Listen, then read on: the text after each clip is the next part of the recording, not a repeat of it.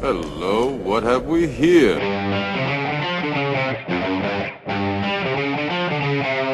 You're wrong. Damn! What the hell was that? Game over, man. Game over. You're wrong. You finished? Well, I didn't think you had it in you. I'm your huckleberry. Greetings, boys and girls, lemurs and squirrels, and welcome to the Week in Geek for April 29th in this foul year of our Lord 2026. A wholly owned subsidiary of Free Range Idiocy, wherein we, your idiotic hosts, present our midweek dose of geekery for you, the people. Thank you. Sit back and relax as we scrape the best news we found off the bottom of the interweb shoe and let you know exactly how we feel about it. I am your Uncle Todd, and with me, as always, is the lead editor and chief bottle washer of the Week in Geek. I give you the man. They called him. Greetings and salutations, my friend. How are you? Pretty good for the shape, man. Yourself? Oh, good. Doing well. As we were discussing in the pre-production meeting. Which part of the pre-production meeting? Because that last part was dicey. I don't know if that wants to make. Well, I was referencing that part, but not the dicey parts of it. It was more about the day, having a nice breakfast, getting a nice walk in. Yes. Having by the way, one thing I did not share with you, and this is part of our weekend, kind of update from the two of us is, as you recall, my scooter has a front tire that is flat, and so this afternoon I popped it off, took a look at it, pumped it up, tried to understand where the leak was, and the apparently it's just losing air right by the valve. I can't really see. It's not easy to get the tube out, and so I just dropped the $30 to order a new front tire. So that's what I'm doing. Or you could have just not ridden the scooter anymore. No, not at all. It's getting warmer here, and so I'd like to get back to my scootering ways so I can decouple myself from the bus shuttle that I have to take to the train station. It's a quick and easy 10-minute jaunt from the office to Ogilvy Transportation Center. So I am but the shame looking forward. The shame. There is no shame. There is. You speak of this as if it is a scarlet letter upon me, and yet when you go into downtown Chicago, there are millions and millions of people on scooters all over the city, and if anything, sir, I think you are a little bit outside of the realm of how things are now. So. Okay, first and foremost, don't bring Dwayne Johnson into this because it's not helping to make your point. Okay, this is not 1999 anymore. Like that only brings you further down with the way that people feel about Dwayne these days. Second of all, it is a scarlet letter. You just don't know it, sir. As you drive by and people point and laugh at you, and here you are, sir. Here you are, a grown-ass man, a captain of industry, if you will. And you hurtling through the streets. John Cusack doesn't see it that way either, and I'm keeping good company if he's riding his scooter throughout the city of Chicago as well. And I'm sorry, but you know what? As much as I love John's movies, he seems like he is kind of a douche. So, I mean, do you really want that company? Oh, come on now. Just stop with that. Just stop with that. How are you doing, sir? In your foul and persnickety ways? Doing all right. Yeah. Grandpa Simpson shaking his fist at the sky. Doing all right. It's we're trying to gradually get into spring here and getting a few things done here and there. I haven't managed to get the soft top onto the Jeep yet, which is kind of disappointing. But then again, today I think the temperature crept above 60 for the first time in like a couple weeks, when we had one day where it was like 72. So it's not like I'd be rolling the top back on that thing any of these days, but kind of need to do that this week because I have a feeling that if I don't, the sunny days will be here and I will be stuck under a hard top. So I don't want to. So interesting. So you are putting on a soft top onto the Jeep so that you can take advantage of the warmer weather in your transportation. It's very similar to what I was doing with the front tire on the scooter. It is very similar, and I'm glad that you are unified in solidarity with me in trying to enjoy the warmer weather with your transportation vehicle of choice. Exactly. Except I don't look like an asshole.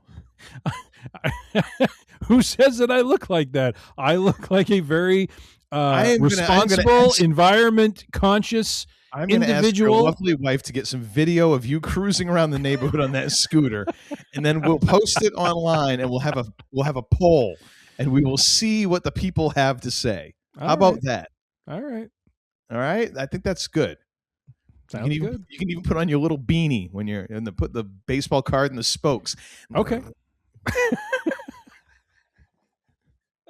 Can I see that face again? Apparently, that I make. Yeah. Oh my gosh. That was it right there. I don't need. That is not the face that I make. You just actually. I look distinguished. Well, that and the fact that you keep on yelling "wee" every time you go over a bump. Wee. No, well, I understand why you think it's wee, but it's probably some of that sound distortion that happens because I am at velocity. What I'm really saying is woo, but it just gets kind of thrown off because of again the incredible velocity that I'm going at. Oh, right. Well, 15 miles an hour of it. Or actually 20 when I get it all the way up. So 22 if you're going downhill. That's when the wheel starts get a shimmy like.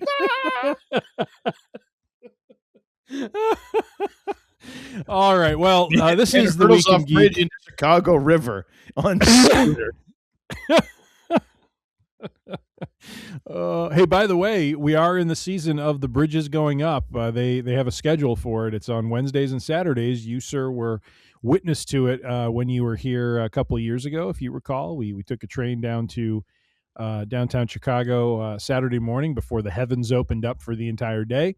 Mm-hmm. And as we were walking to our breakfast location, you got to see one of the bridges up. So we are. What I thought was very interesting was the last time when I was there, not that long ago now, on that architectural boat tour, they talk about like the couple bridges that are pretty much up almost all the time, but because of the laws, they have to lower and raise the bridge like once per year to keep the bridge active so they can maybe use it again, or they don't have to take it down or something. I think that is hilarious. You see these things as like how much rust just falls off of this thing into the river when they lower it, because some of those bridges look like, man, it's just bolts and rusty stuff hanging together by habit. There's nothing else really holding it together, Anyways, the stuff like that gives me a chuckle. It is humorous and funny. All right. Well, last week in the Week in Geek, so I have taken the editorial feedback from Uncle Todd, and from many listeners who have reached out and asked the man they called Tim if we could have a little bit of a hiatus from Marvel and the Avengers Doomsday stuff. Took it to a little bit of crossed the line, if you will, last week with the amount of content that we threw in there. Not at all, but that's just me. And apparently, I if I'm nothing else, I'm a man of the people. Just in, crack smoker doesn't think he smokes too much crack. Film at 11.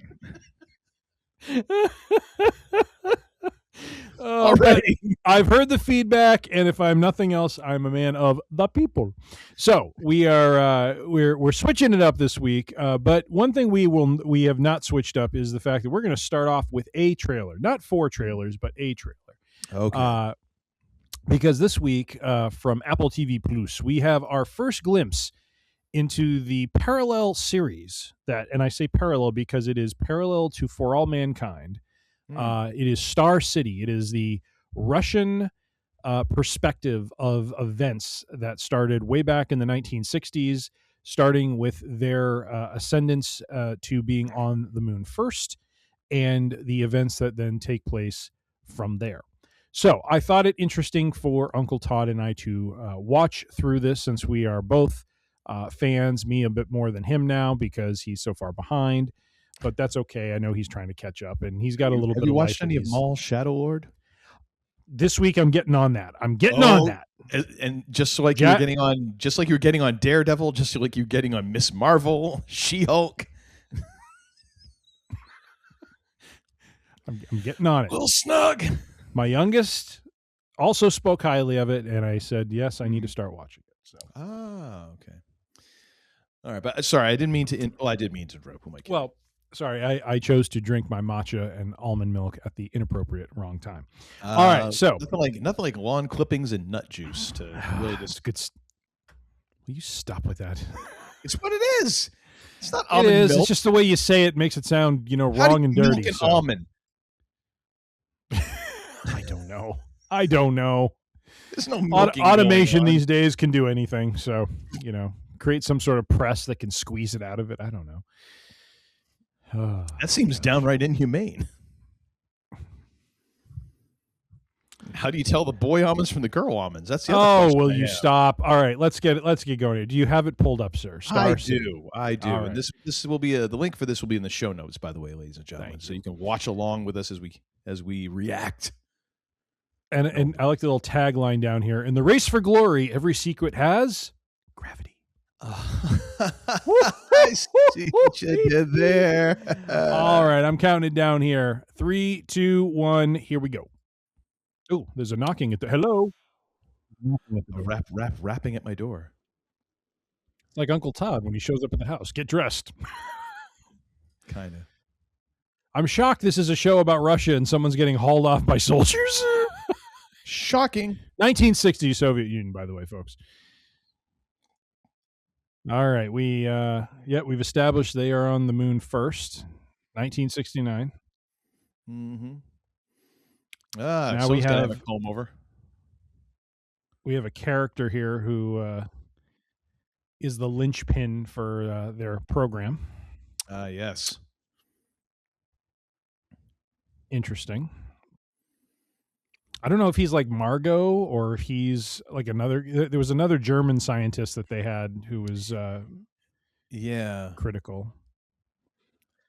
There's this one female soldier that keeps popping up like she's the ringmaster here. I do appreciate how it feels like they've got a good, and I'm kind of going off like the vibe from Chernobyl, but kind of making sure that this very much feels like Soviet Union, Yeah.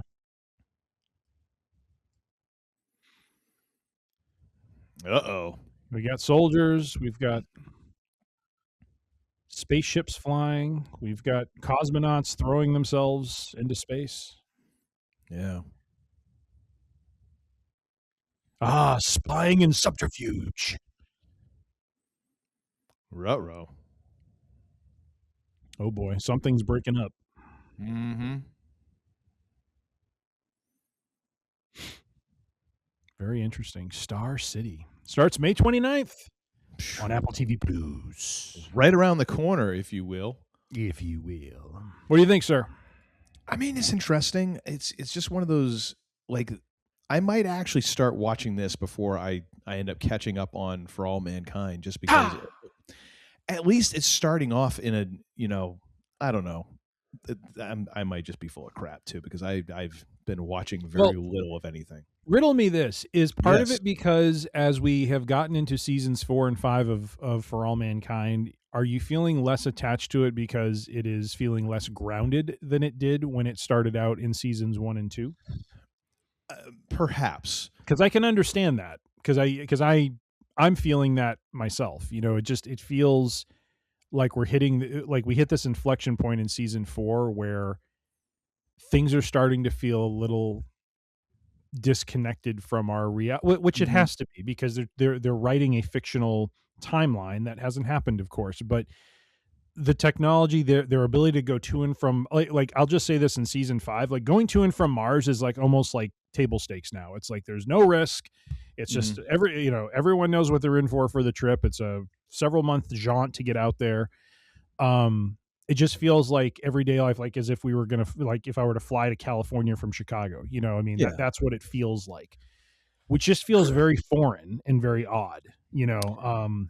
I think part of it is to me, like, I could really, really get into it when it was historical fiction, because I'm by nature a history geek. I love history, love, biographies, historical, text, all that stuff. Like it's very interesting for me, especially learning things that I didn't, about things that I thought I knew about, and I'm like, oh, there's some wrinkles here I didn't know about. Mm-hmm. Mm-hmm. So the idea of using that as a takeoff point, an alternate history, is fun for me because I'm like, oh, and here's where this crosses this, and and this is supposed to mirror this. It's, this didn't happen, but this is happening in place of this. That's very interesting for me. So once, because I think I've only watched through season 3 and a very little bit of season 4. Mm-hmm. Once we kind of got past that, I'm like, it's not as big of a drive. However, the other part of this that really kind of, and it has to do with streaming in general, is just how fracking long it is between streaming seasons now. Like, okay. Like the idea that like it takes, years in between seasons can be kind of depressing, because now like all the momentum I almost feel like then you have to go back and rewatch. Like, Mm-hmm. I feel like at this point, if you can stay away from internet long enough, it might almost behoove you to wait for a show to go 3 seasons and then watch it. Because then if it's starting season 4, like you can kind of catch up and then you catch that or something. It's like, wait, are you advocating for my lack of being connected to the cultural zeitgeist and just waiting until things have aired long enough so I mean, that's what we're doing with Only Murders in the Building right now. We're in season 4 of 5. It's funny you say that, because my wife and I watched the latest episode just this afternoon before I had dinner and got on, to do this with you. And it revisits a character who we didn't remember what exactly happened to them in season 4. mm-hmm. Like, why is she in this situation? And so like in the first 5 minutes or 10 minutes of the show, when there's actually things going on, I should be paying attention. I'm like thumbing through, Wikipedia or whatever For All Mankind's version of Wikipedia there is, to remind myself, to your point, because it's been like, and my wife said this, she's like, it's been 5 years. I mean, for crying out loud, if they didn't wait 5 years between seasons, we'd remember. I'm like, I know, you're right. So, well, anyway, it's not been 5 years, but yeah, but it's also like, it's also kind of tough. Like, as even well-written shows, I miss having longer seasons. I miss having the longer seasons of shows, because you go back to like Battlestar Galactica, like there was 22 episodes a season that we had, and you would get to know characters a lot better. Yeah. And whereas here it's like, it's all ultra focus, but you don't know, like I don't know. It's just different, and makes me less inclined to watch some stuff, I guess. Yeah. Interesting. That's all. Well, we will have to buckle up now. For All Mankind will wrap up, I believe, the same day as Star City's, pilot episode will launch. And this is the 5th and final season for All Mankind. Nope. They're going 6. They're going 6. They're going to take it all the way into the 2020s, and then they're going to call it. So yeah. So we're really going to get funky, like a bow-legged monkey. Yeah. All right. Well, hey, Star City. Put it on the calendar, May 29th, ladies and gentlemen. Check it out. Next up on the roster. So that is it for trailers. Now we're going to get into some articles. And while I said there were not going to be any Avengers Doomsday articles, there is a Marvel adjacent article. Sneaky bastard, you. One that I found kind of funny. I feel like I'm that hunter dude in Jurassic Park. Clever girl. The raptor's right there, like. Yeah, basically. But Jon Favreau apparently recently admitted that he was wrong to warn Joe and Anthony Russo against killing off Tony Stark / Iron Man in 2019's Avengers Endgame. So apparently, and the Russos have confirmed this in a separate Variety Fair video interview. I'll read Favreau's version of this, and then I'll read the Russos' version of it, because it was kind of funny. So Favreau says, I called the Russos. I was like, I'm just picturing like Favreau is having like an Adam Pearce like breakdown at this point. He's like, I don't know if people are going to I don't know. I think it's going to really impact people because they were kids that grew up with the character. Like, he was really concerned about how people were going to react to Tony dying. Mm-hmm. And then you get the Russo side of it. And Joe Russo saying, I remember pacing on the corner of a stage on the phone with Favreau, trying to talk him off a ledge because I love how he says off a ledge, because I can totally see this too. And because this is what Russo's saying, what Favreau is saying. You can't do this. It's going to devastate people. And you don't want them walking out of the theater and into traffic. Which I completely see Jon Favreau saying. It is not... Wait a minute. How old is Jon Favreau? I got to be in his 50s, I think, late 50s, if I had to guess. 59. Okay.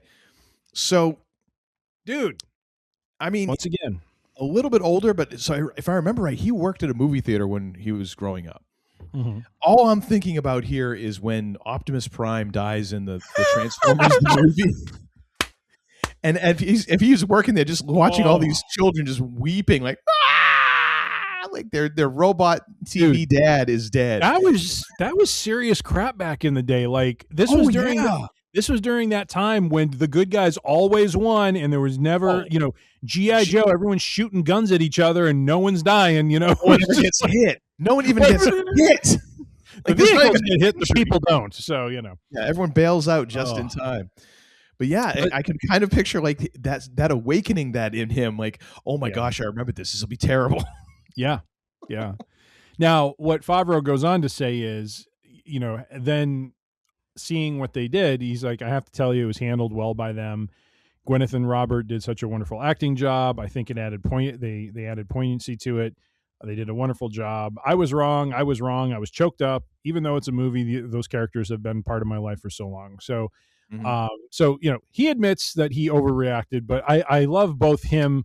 There's a thread of consistency through his version and the Russo's version, which is John was having his Adam Pearce moment. John was losing his mind. Which is totally can't do it. Dogs and cats living together, mass hysteria. I totally get his point. But the odd thing about that argument is the reason why you shouldn't do it is also the best reason why you should do it. Yes, because this will have the most impact. There is no other character, maybe Spider-Man, because Captain America, people would be upset. But it's a different connection. You know what I mean? He's the guy who of course he would do that, because we saw that in the his first movie. Like, he was willing to jump on a grenade that he didn't know was a dud. So of course he would. No one, and of course this goes back to the first Avengers movie when Cap is challenging Iron Man, and so the way I look at it is like the only thing that would have caused more anguish and more angst is if it had been Spider-Man. Because we just met Tom Holland, he's just a kid, and he just came back from being snapped away. If you did that, then I mean, there might have been riots at that point. Yeah, but I understand. But it's also the reason why you would do that with Iron Man. Like this is the highest stakes. Like, this is the ultimate sacrifice, and it brings this whole story around, and it kind of frames the entire Infinity Saga in terms of like, this is Tony's journey. And it was rough, but at the same time, like, it makes perfect sense. Yes. Yeah, absolutely. All right. And that was from our friends at variety.com, by the way, that article. Next up, we have from our friends at Nerdist by way of Yahoo Entertainment, another Marvel article. I guess I kind of was maybe being a little tricky when I said I wasn't going to do any Marvel articles. You give me a hard time for trying to sneak things by and all this, like breaking my own rules. I'm disappointed in you, sir. You're a better man than I am. But you are sinking to my level. But sir, this is bringing up basically a point, an article that you had mentioned last week. Oh, okay. So this is your out. Okay. So if anything, Uncle Todd should be blamed for this. But okay. If he jumps off a bridge, would you jump off a bridge too? Maybe. Avengers Endgame re-release will contain new Doomsday footage. So Marvel is apparently planning at this year's CinemaCon, the directors indicated this, that Avengers Endgame will be theatrically re-released with new feature and will feature new footage. There will be never before seen deleted or extended scenes. Let me see. Instead, yeah. So what they're going to do is they're going to re-release Endgame with some new scenes that will help tie it to the Doomsday movie, the narrative, if you will.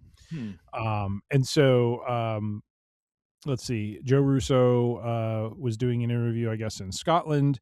He said it was critically important to re-release the movie, and in fact, we'll be re-releasing the movie with footage that is set in the Doomsday story that we've added to Avengers Endgame. He also said this was an opportunity to create a bridge from Endgame to Doomsday in a very unique way.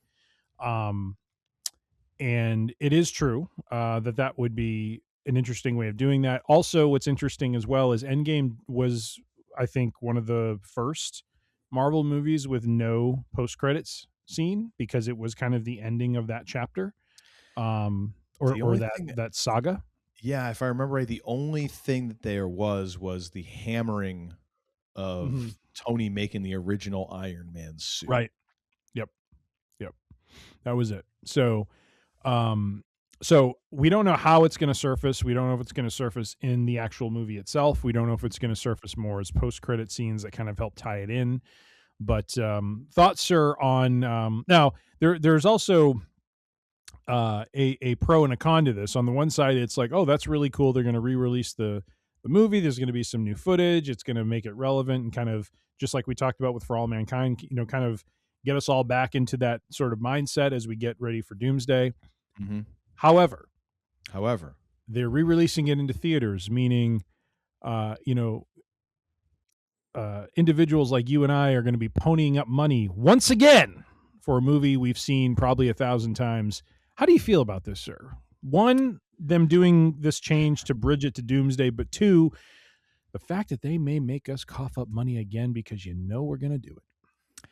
I mean, in a way, so I've watched Endgame, I've got to say at least 4 or 5 times at home.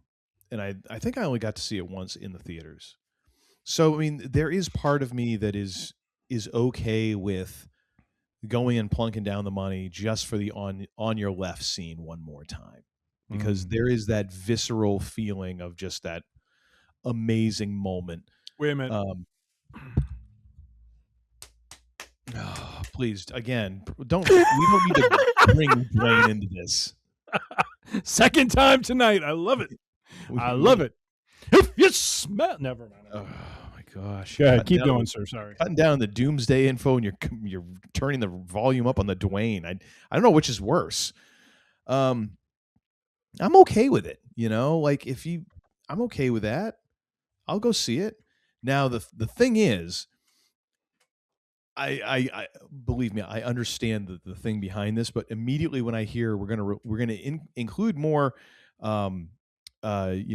Doomsday footage in order to kind of weave these two together, my first thing is, wouldn't it just be funny if it was just like CGIing like Doom poking out from around furniture, like it's like every few scenes, like you just see Doom like pop up like behind Thor's chair, like go away, or like just like, and then really badly like CGIing like the Fantastic Four, like completely misshapen, like. So I don't know if you saw this on Instagram, but I sent this to you this afternoon or this morning, but I came across a clip from Conan O'Brien's show from a long time back, and it was like late 90s, when he had Robert Duvall on, and they cut over to the deleted scene from the original Godfather with him and Abe Vigoda, where you're messing up my arrangements scene, right? Yeah. Where Abe Vigoda is talking to Robert Duvall about, Tom, can you get me off the hook? Well, they redid that whole scene with the two of them doing the whole like Abe Vigoda's like, pretty please, with sugar on top. Come on, Tom, you got it. And he's like, I can't do it, Sally. I mean, it was hysterical watching. And Abe Vigoda just, the sad puppy dog eyes. Yep. Come on, Tom. It was really funny. You got to check that out, dude. It was, oh my gosh. I was laughing so hard watching it. I'm like, that is awesome. I'll have to go look at that. Another Robert So Duvall. when you said the CGI thing, it made me think of that. Like they reshoot something with like, Captain America and Tony Yes. or something stupid like that. Another Robert Duvall thing. So apparently, Robert Duvall is the best part of one of the. It's not terrible, actually. Robert Duvall is the best part, but overall, it's still like a fun, cheesy movie just because of the people involved. So, Days of Thunder, the Tom Cruise stock car racing vehicle, which actually a pretty damn killer cast because you've got Tom Cruise, you got Nicole Kidman, you got Robert Duvall, you've got oh my gosh, Michael Rooker. I'll pull it up right now. Michael Rooker as Rowdy something. Okay. Rowdy Burns, I think it is. And then you've got John C. Reilly in an early film role. And so there was an interview with John C. Reilly where he's talking about working with Robert Duvall, and it was like his third movie.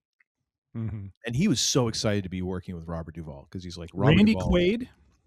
Yep. Oh my gosh. Cary Elwes. Yep. And then Fred Thompson. Rack 'em, pack 'em, and stack 'em. Yep. Who else was in that? Anyone else beyond that? Let me see. Not seeing Don Simpson. I don't know if that's anyone.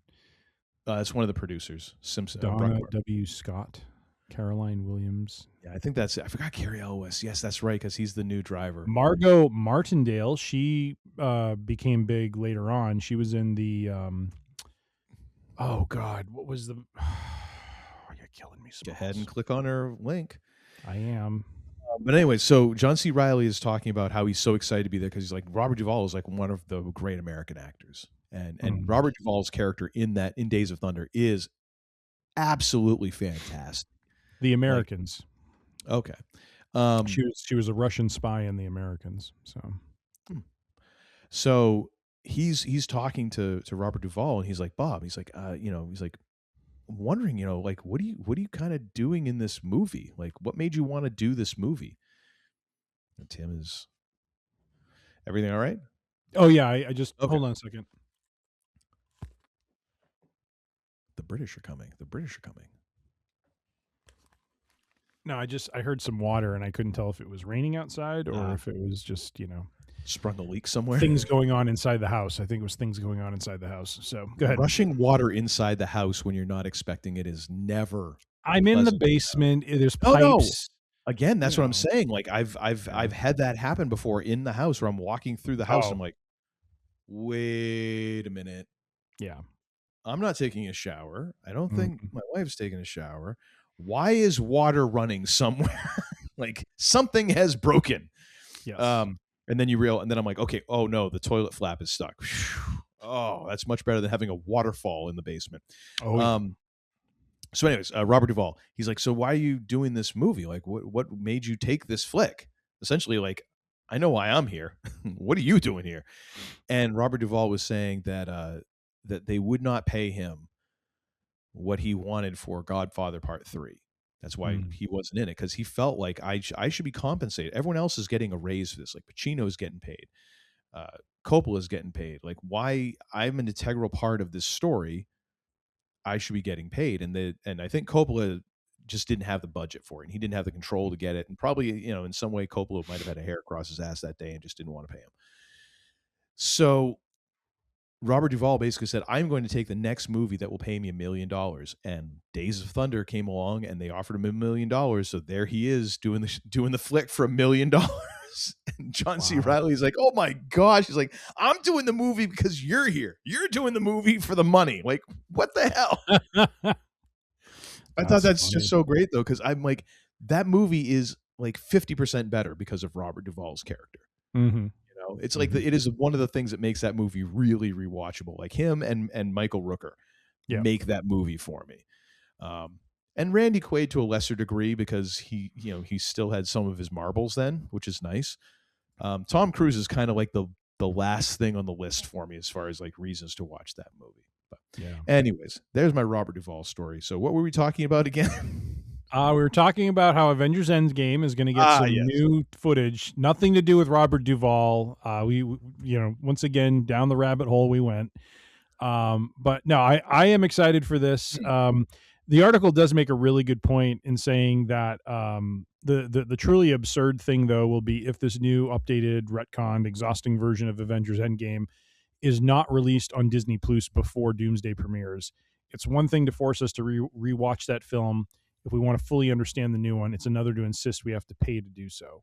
I would agree with that. If they release it in September, October in the theaters, make it available on Disney Plus before Doomsday comes out, because that's kind of, I would think they will, just cheap. if only because it's not gonna be an extended release.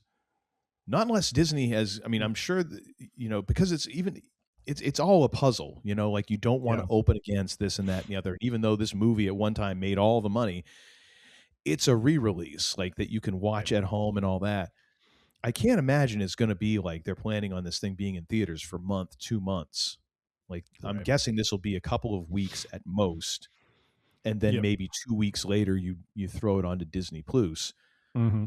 Unless, of course, it is making all the money and people are going back in droves, and maybe you extend it. But I would think if you're smart, you would make sure it's back on the Plus beforehand.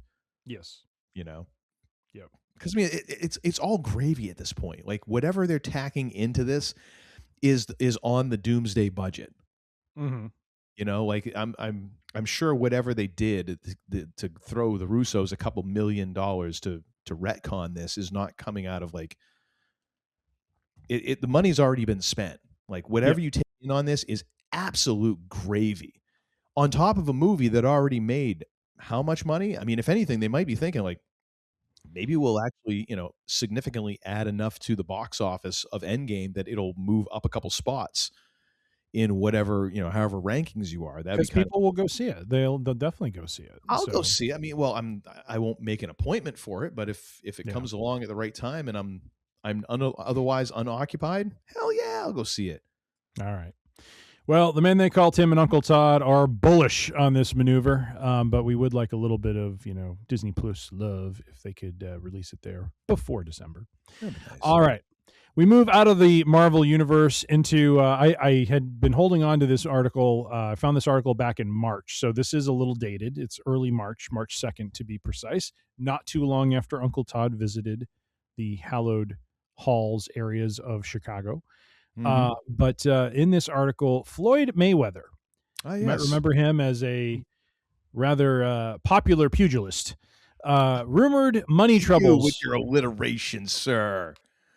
If I was there, I'd give you a gold star. Oh, thank you so much. Should I grab one of the belts to put it over my shoulder? Oh, thank you so much. Should I get a belt to just further exemplify, or should I? No, okay.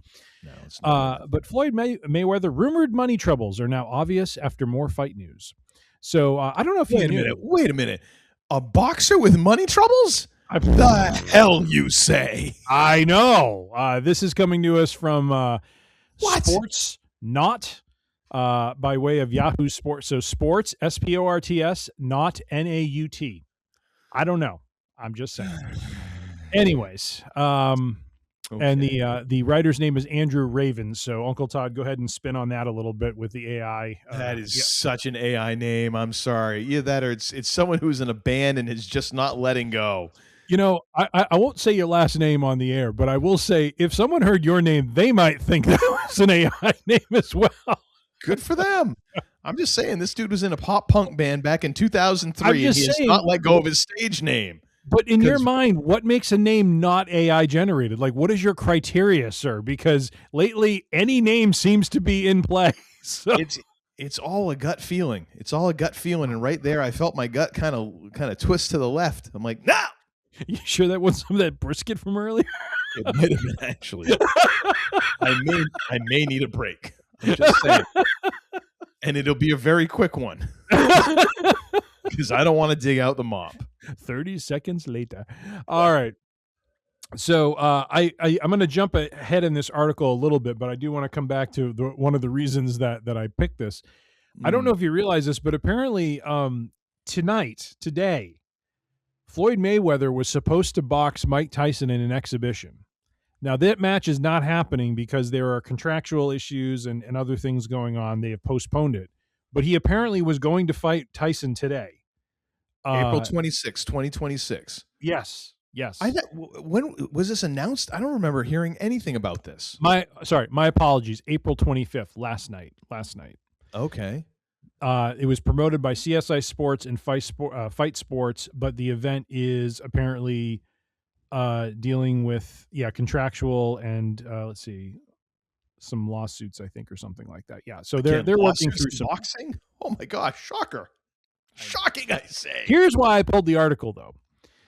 So he is. Let me see. So he may be having serious money troubles. He officially announced a busy year inside the ring. He was going to do a June exhibition bout against kickboxing legend Mike Zambadias. The matchup is set for Athens, Greece, is just one piece of a packed 2026 schedule for the undefeated boxing icon. Let's see. I'm just going through this. And then following this summer event, Mayweather will rematch with Manny Pacquiao on September 19th at the Sphere in Las Vegas. However, the article says not everyone is excited about his continued in-ring activity. A friend of the show, Logan Paul, has recently aired his grievances. Even say he's a friend of the show. He's an enemy of the show. Claiming the boxing legend is persona non grata. You're welcome to add the Shiki "you're wrong" or no, not that wasn't Shiki. You're wrong. That there it is. Bernie Sanders, sir. No, give me the Sheik. There we go. And I'm worse than Hulk Hogan. There it is. Is the trifecta for you? Actually, you got to run that trifecta every time the name Logan Paul gets said. You know what I mean? You are worse than Hulk Hogan. That's tough. There you have it.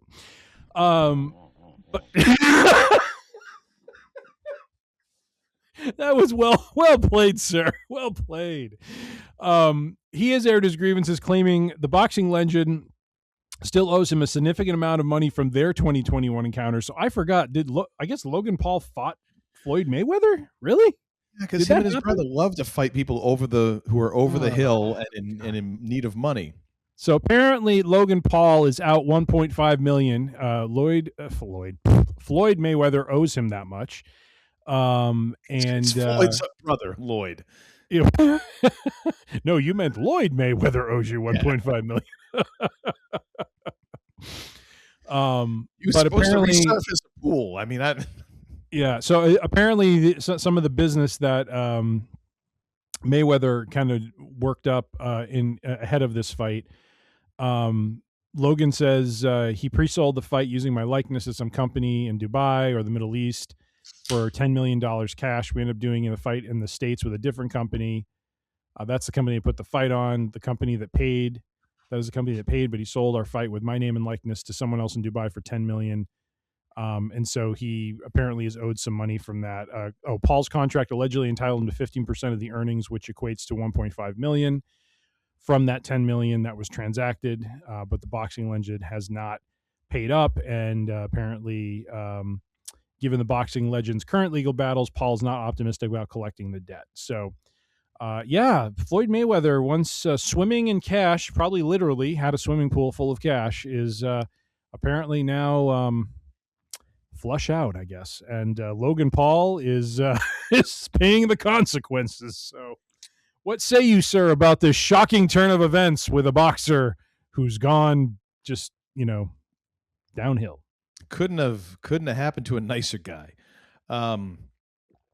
And here I'm talking about Logan Paul. I don't know much about Floyd Mayweather. I just know Logan Paul is irritating. He's like a hemorrhoid on the anus. But he's so humble. It's so hard to be humble. His song. Yeah. Which is why he makes a great wrestling heel, because people see him and they're just like, nope, I don't like him. Perfect. Yeah. Wow.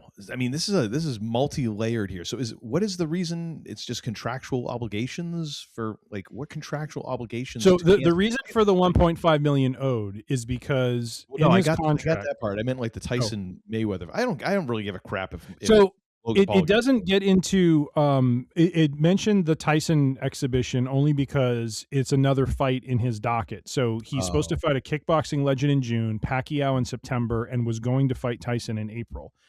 It doesn't get into it in this one, but I found another article that mentioned that there were contractual issues and legal issues with the fight taking place, and so it's been postponed until they work those problems out, apparently. So, which makes sense because there's been no advertisement for it. And when I read this when I was going through this article yesterday and I saw that, I was like, shoot, April 25th is today. So I went over to ESPN.com into their boxing section to see, is he going to fight Tyson tonight? Because I hadn't heard anything. But no, it's basically been, I think, postponed until maybe never, but maybe a future date. All in all, it sounds like Mayweather needs to get out there and fight because he's got some debts to pay. And apparently Logan Paul is one of the collectors. Kids, I've said it before. I'll say it again. If you can find a way to make money without getting punched in the face, do it. Because if you there's plenty of of musicians who've had to go out back on the road for their alimony and child support tours and all of that stuff, sell their catalogs, they can pay off debts and all that. That's not fun. Willie Nelson had to auction off his possessions so he could pay off IRS tax debt. That's not fun. Having to, at the age of 49, going out and get punched in the face again over and over because you're out of money. I don't know about anyone else, but I'll go work the night shift at Dunks rather than do that. I'm all set. I don't care. I mean, yep. No. That jeez. But again, none of this is surprising. That's the thing. Like it keeps getting weirder and weirder, and yet it is not none of it is surprising. The fact that there's contractual obligations that have not been fulfilled, there's people who are doing shady things, the fact that this guy is having money troubles, the fact that there's lawyers involved, the fact that it appears there was a shady side deal worked for something that happened and someone didn't get paid. I'm like, none of this in the context of what we know of boxing as a sport is at all surprising. Not even a little bit. The only wrinkle is that you have Logan Paul in there. But even that is not surprising because Logan Paul and his brother enjoy paying people off to go and take dives and to, make them look impressive. Yeah. I want to know, like, what is the Paul family like independently wealthy? Like, is this where, like, I have no idea about who these chuckleheads actually are, but it seems like there's money to burn for them to be able to be involved in such shenanigans as they have been. So it does. It's just irritating. So it does. Oh, well. Well, we move on to the down on his luck pugilist, to something that with a little bit more positivity, but yet also kind of crushes our spirits a little bit. From our friends at denofgeek.com. That's right. They're part of the portfolio and have been for a while. Beloved Next Generation star crushes fans' hopes for Star Trek Legacy series. I love the title of this. Crushes. As if Marina Sirtis was known for her crushing, other than maybe some young men having a crush on her back in the day, which I could understand. All right. But what she talks about here is, and it kind of gets into the fact, as I was looking at this article, I was also seeing there were, some other news items on Star Trek Strange New Worlds, which is starting, I think, season 4. But apparently Star Trek Starfleet Academy is basically going to end after season 2, unfortunately. I have not seen it, but the article gets into that. And then it gets into, during a panel aboard this year's Star Trek The Cruise. I didn't realize it was a cruise.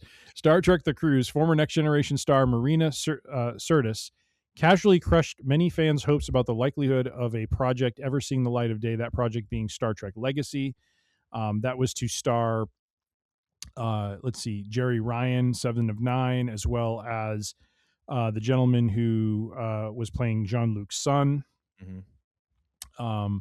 But she says, first of all, Legacy is never going to happen, she said, to a surprised exclamation from her former on-screen husband, Jonathan Frakes.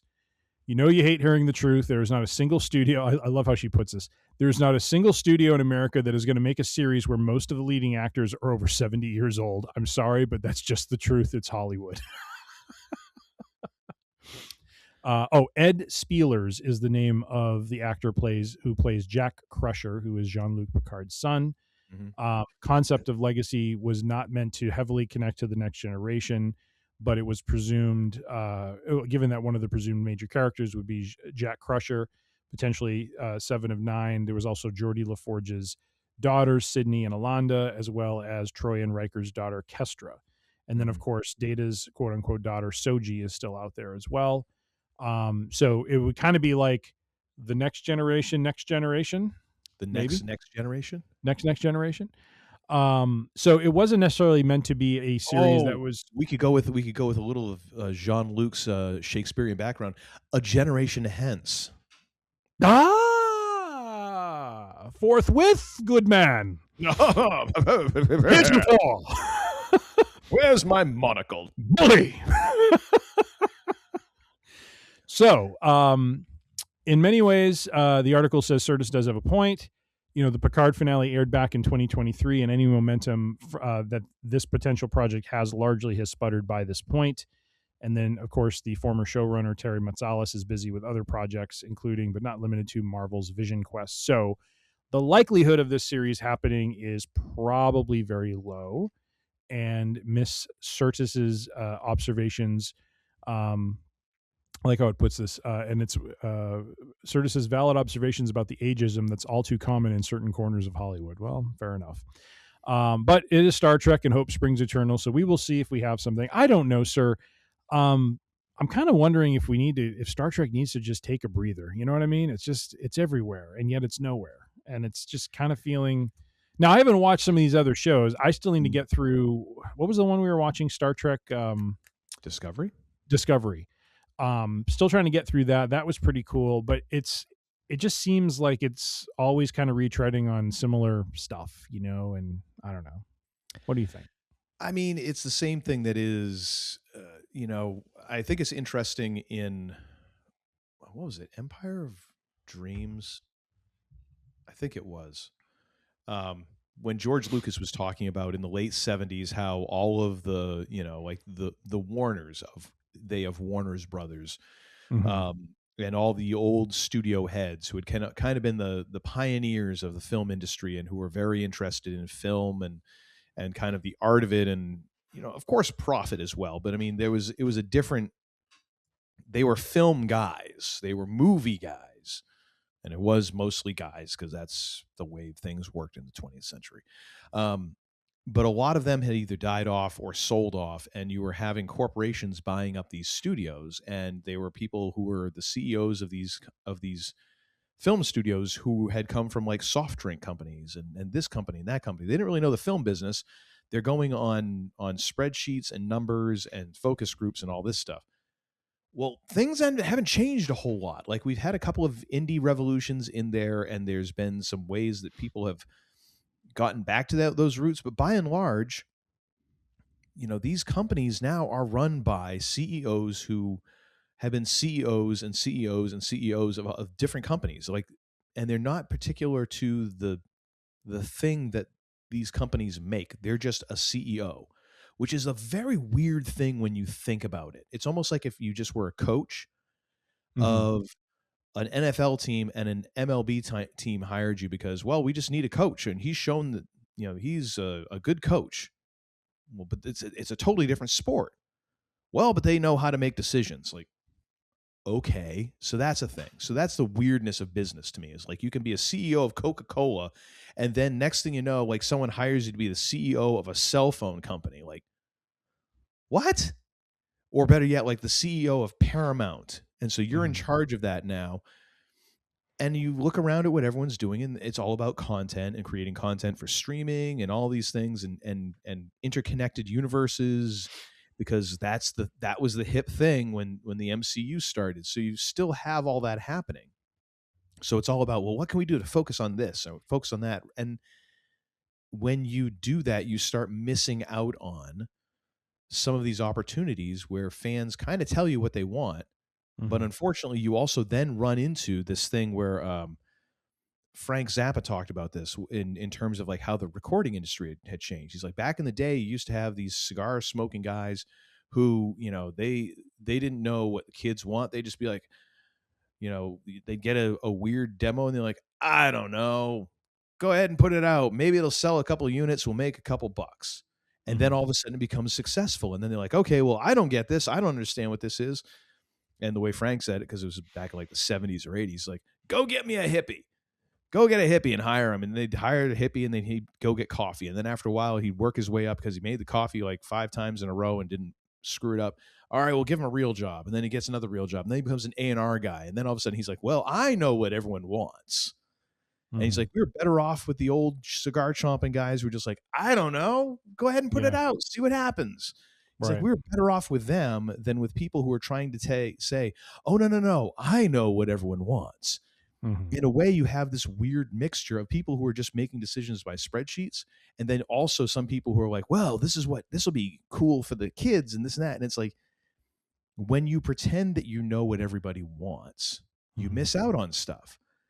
And I look at like Star Trek Picard season 2, it felt very much like they were trying to be like, hey, well, historical fiction, this works in this, and hey, people want this, and oh, Borg, and mash them all together, and boom, here we go. And it sucked. Then you get season 3 with like, hey, an actual reunion of the cast around a story that kind of makes sense and ties into and kind of brings that cast to an ending point that feels satisfactory. Well, huge hit. People loved it, especially in comparison to season 2. So then no one was prepared for that, but then they're also thinking, well, we should do this, we should do that. You can't have the old cast. It's like, well, you miss out on that opportunity. And of course it goes cold. And now it's way too late to start it, because if you were going to have that series, because what, it was 2023 season 3 came out. Yes. So if you immediately started after that, like, we want to do this, we're going to greenlight Star Trek Legacy, now is when it would be coming out. Because it's going to take that long to develop it, cast it, build it, film it, post it, all that stuff. So you're looking at probably about now. And at least you would have had the moment. If you start now, I mean, we're talking like almost friggin' 2030 before you'd see it. Of course you're not going to have it then, because now everyone's even friggin' older. So you missed your opportunity. And if you had someone there who is into it, who is like listening to fans, and who also is attuned to like what is interesting to people in that genre, instead of like, well, I was the Pepsi Cola, I ran Frito-Lay or whatever. No, if you have someone who's into this, then they're going to be more likely to be like, hey, let's see what happens. Anyways, that's what I think. It kind of sucks. I don't think it should necessarily go away. I think that Star Trek, Star Wars, and even Marvel, and especially DC, I would say DC is shooting itself in its foot, but they've ran out of toes and foot to shoot. They're shooting themselves in the calves at this point because there's no feet left. But it's like they're all shooting themselves in the foot by kind of throwing stuff at the wall and not really being passionate about stuff and giving it a chance to grow, Right. So anyways, I like the Star Trek stuff. I love Discovery, love Strange New Worlds. I have not seen Starfleet Academy. I've heard some good things about it. I've also heard a bunch of old school Trek fans, who are pissed off about it. I've heard other people who are saying it's too woke and all this, which always makes me giggle to the depth of my core when people are like, Star Trek is too woke. Oh, you mean the utopian society where money no longer matters and we're exploring the outer cosmos in peace as the human race? That's too woke for you, huh? The place where there was the first interracial kiss on TV. Too woke for you, huh? That was talking about civil rights back during the civil rights on television. Too woke. Wow, they've really gone too far. Where were we again? I'm sorry. I kind of blacked out there for a minute. I don't know. You were just kind of going. So that's one beer. My goodness. I know. I do like the monologue. Please, your thoughts, special. No, just I feel like if there was anything that was going to come together, that it would have by now. And I think the article, kind of hit the nail on the head. I think any momentum from the Picard series is pretty much dissipated at this point. I mean, I don't know how I don't know how well a series like that was going to do anyways. You know, I think it's time to move on, you know, from some of these characters and to try to tell some newer stories and different stories. And, you know, we went to the, you know, Borg well again in Picard season 3, which was fine. It was what it needed to be. It was getting the old gang back together for what we thought, you know, for something that we didn't think was going to happen. And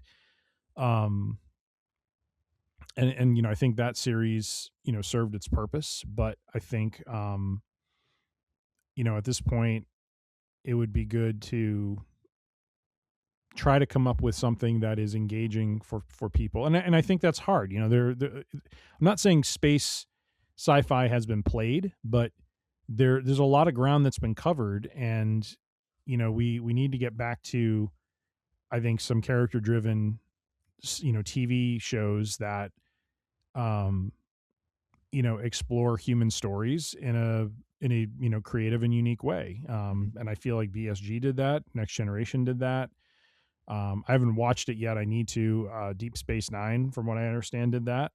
You know, and that's, and I'm not saying the current shows now don't do that. I think, you know, Discovery has done a good job of it, but I do think, I feel like lately the shows that have come out in that franchise have been shows that are breaking rules and boundaries that have been maintained throughout the earlier series. That we move in a direction now where, you know, like in Picard, Starfleet decides to link up all their, you know, ships and do like I'm trying to think of specifics here, but it feels like, or like Picard, you know, working at like the Federation now is basically, you know, the enemy in some ways. Like they're doing, you know, they're trying to play out the whole, the government is doing subversive things to take advantage of the population or to steer things in a certain direction. And it's kind of like, okay, we've been there, done that, you know. It just it feels, it just doesn't feel like new ground, you know, and it feels played out. So well, that's why I think that Legacy could have actually been interesting, because I think it's an interesting dynamic, because unless I'm wrong, we had 7 of 9 as the captain of the new Enterprise. What was it, like the Enterprise F or G at this point? And then we had, I cannot remember her name. I want to say it was Michelle was her first name, the actor. Michelle Yeoh? No. Rafi. I don't remember her name, but yeah, the gal who played Rafi. Yep. Yeah. She was going to be number 1. Mm-hmm. And then you had kind of, you know, Jack Crusher as, I don't know what they were calling him, like consulting, you know, to the captaincy. I think that was an interesting dynamic, because it could have been very interesting, because you have essentially a couple as your captain and first officer, which is bound to be somewhat interesting. You also then have Jack Crusher, who is a wild card, you know, so you kind of have him as a loose cannon doing things the way he does them. I don't think it would have had to have been, I don't think that the principal actors from Next Generation would have had to do much beyond the first half of the first season to really launch this. That's why, like, if they had started shooting this a year or two ago, I think you're fine, because I think you essentially need a lot like you need them as the bridge, and then to launch the new crew, and then you start learning about the new crew. And the legacy is you have Jack Crusher, you have Geordi's kid, maybe you have a storyline of going after, you know, what's her face there, Data's kid. Maybe you bring back, you know, you bring back Will Wheaton's character. You have what the hell was his name? Ensign Crusher, Wesley. You have that whole thing, kind of like who he is and all that incorporated. Like all that could be kind of interesting. Like I feel like there was some runway there. I didn't expect to have Riker showing up every episode, or for him to be on the ship. You know, like those characters could have very much launched the show and then had very small appearances later on without having to do the heavy lifting. But I mean, I see where you're coming from as well. But I would have been very interested in that show. Another show in that 23rd century, time period of doing space exploration and what that means at that point in time for Starfleet. Yeah. And I say that thinking about series like Andor, or to some extent Ahsoka, where like, to me, that's an example of, like, let's go with Andor, like Star Wars, not just leaning more into their universe, but leaning into some really strong storytelling that is based in the universe, but is not necessarily about, galactic stakes and, is the universe going to collapse upon itself or not? You know what I mean? It's certainly telling a story of a narrative that we're familiar with. It's filling in the details of a time period that we're all familiar with, but the way it does it is what's so intriguing. And it would be interesting to me if Star Trek could do something like that. Like they try to do it with Picard, because Picard started very interesting, in season 1, with him being a husk of a man coming to the realization that he wants to live, not just merely exist. And then from there, it just kind of, season 2 was, kind of its own journey with Q. And then season 3 was the reunion that, quite frankly, Patrick Stewart said was one of the reasons he didn't want to come back and do a show. Not that he didn't want to, he didn't want to reunite, but he didn't want that to be the purpose. Yeah. And he thought that they were going to take Picard in an interesting direction in season 1, and they decided to, shift gears. So I don't know. I just, I don't know if it's just they haven't had the right combination of showrunner and writers to get things, to a place like what happened with Tony Gilroy and Andor.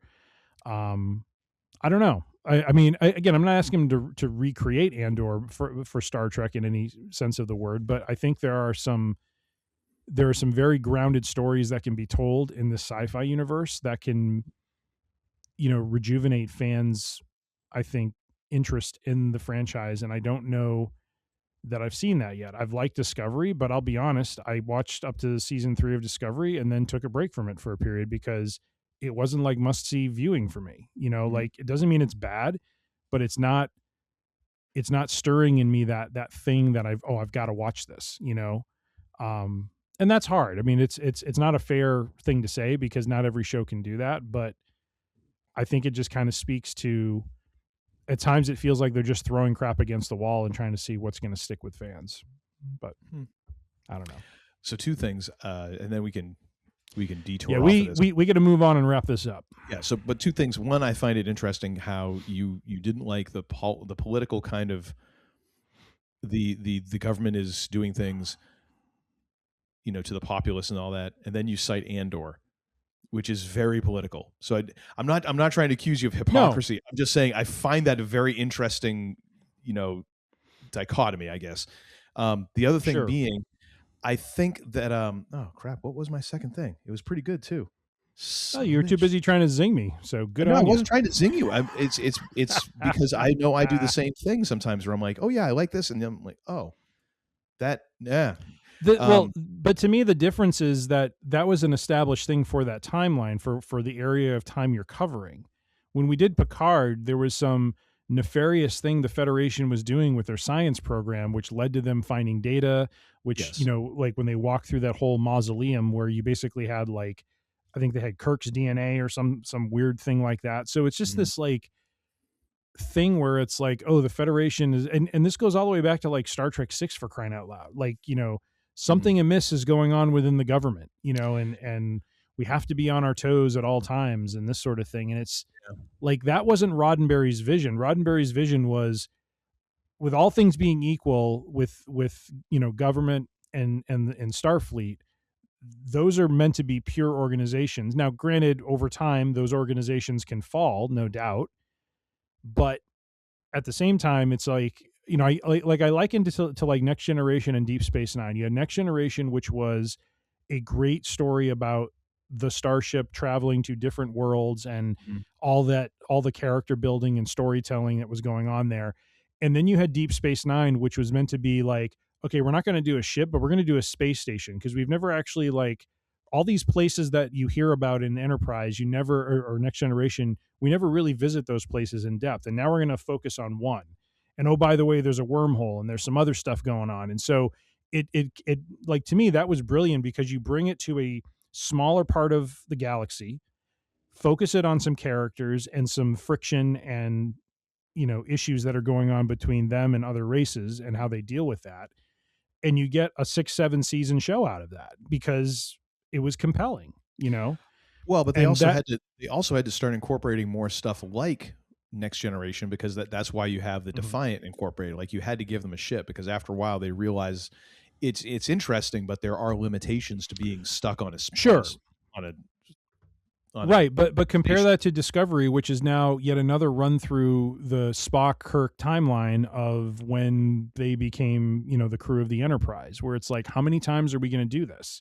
Well, we already did a different timeline in the movies. I think you need to finish Discovery before you drop the gavel on it, because I'm not dropping the gavel on it. I'm just saying. I'm saying, like, you might be surprised the directions it goes. Okay. I did remember my second point.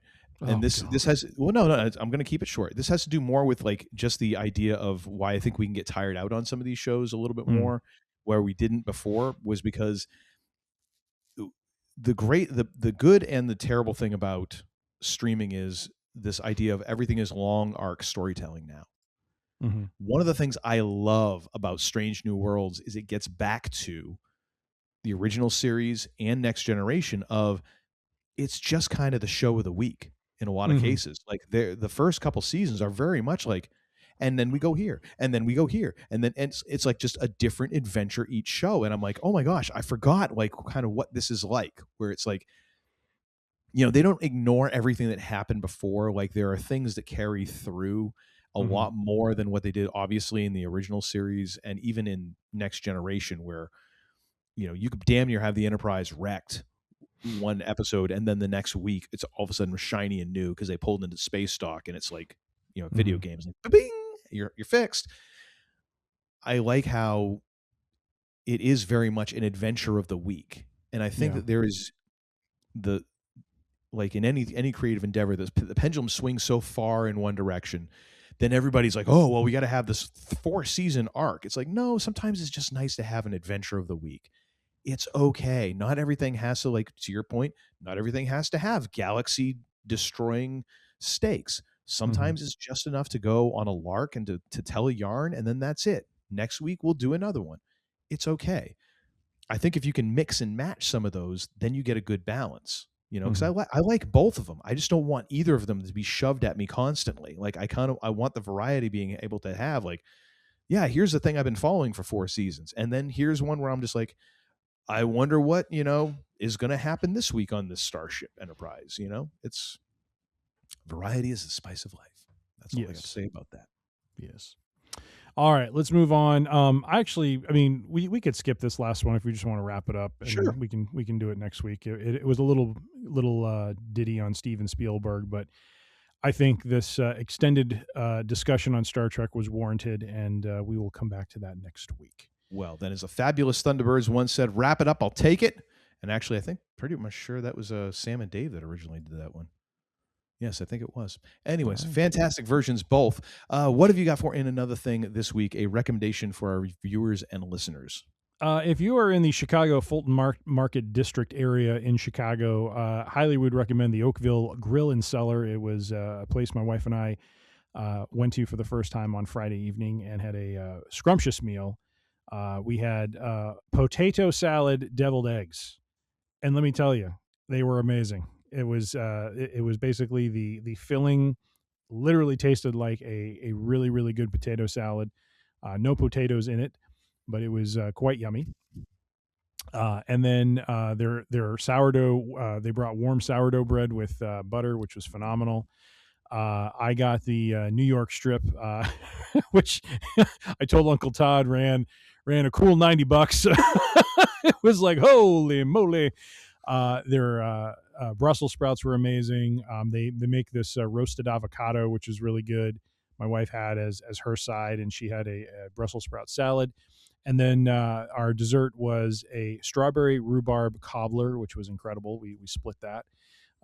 So I would highly recommend the Oakville Grill and Cellar if you are in the West Loop, the Fulton Market area of the West Loop in downtown Chicago. How about you, sir? What is your and another thing?